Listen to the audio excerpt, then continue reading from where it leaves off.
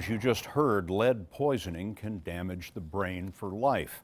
Courts have recognized this by approving settlements that pay out over decades. But tonight, in a CBS News investigation, Anna Werner looks at whether some finance companies have targeted the victims of lead poisoning and left them penniless.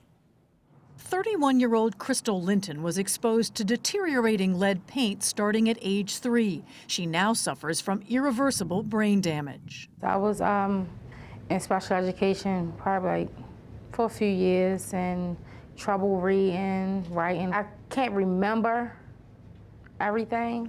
A psychologist found she was left functionally illiterate with a 4th grade reading level. Her family sued 2 landlords, eventually settling for $630,000. Saul Kerpelman was their attorney. The reason you're getting them a settlement in the first place is that they have mental disabilities. So in terms of managing money, they're just not competent to do it.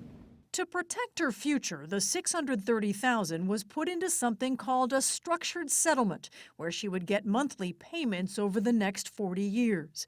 But then she started getting flyers like these in the mail, offering quick cash from companies including Stone Street Capital of Bethesda, Maryland.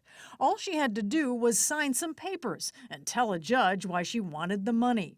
Over the next year and a half, she sold her payment stream, then valued at $408,000 for $66,000, most of it to Stone Street Capital. do you feel like you understood No. how it worked? No.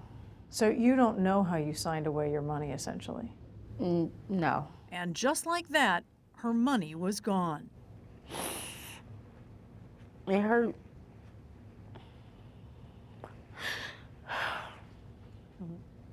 It hurts. It's impossible that she was able to read and understand the documents that were given to her. You're saying literally impossible. Literally impossible. CBS News spoke to 24 lead poisoning victims in Baltimore who sold their settlements to similar companies. Attorney Earl Nesbitt is with the National Association of Settlement Purchasers and represents some of those companies in court. Do you think these people really understand what it is that they're doing and what they're getting into? I do. I absolutely do. He says people often need larger amounts of money quickly. And maybe they want to send a kid to college or buy a home, put a down payment on a home.